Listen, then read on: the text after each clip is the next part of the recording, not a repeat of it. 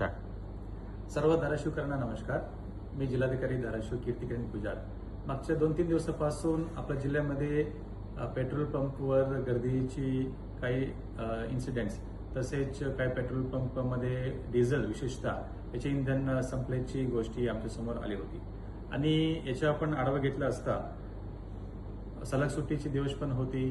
त्याच्यानंतर काही अफवामुळे पेट्रोल पंपवर गर्दीचे प्रमाण पण वाढले आणि जेणेकरून मागच्या वर्षी याच महिन्याला तुलनेत यावर्षी 1.5 पटीने गर्दी पेट्रोल पंपवर वाढले गेली होती आणि या पार्श्वभूमीवर आम्ही सर्व पेट्रोल कंपनीजची सेल्स ऑफिसर्सची आणि त्यांच्या प्रतिनिधीची पण बैठक घेतली आणि त्याच्यामध्ये आपण त्यांना सूचना दिलेली आहे की या वाढलेली डिमांडमुळे त्याच्या अनुषंगाने त्यांनी सप्लाय पण सुरळीतपणे मेंटेन करावी.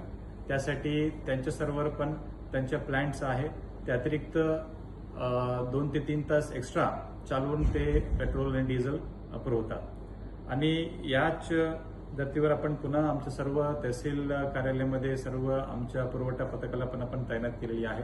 सर्व पेट्रोल पंपवर आपण आमच्या पुरवठा पथकाला तपासणीसाठी आपण रेग्युलरली पाठवत आहोत आणि याबरोबरच आपण सर्व तहसीलदार आणि पुरवठा पथकाला निर्देश दिलेले आहे की जर कुठेतरी अनधिकृत साठेबाजी आढळून आला, गैरप्रकारची गोष्टी आढळून आला, त्याच्यावर पेट्रोल अधिनियम 2002 तसेच जीवनावश्यक वस्तू अधिनियम 1955 या अधिनियमची तरतुदीच्या अनुषंगाने दंडात्मक कारवाई करण्याची पण आपण निर्देश दिलेले आहे.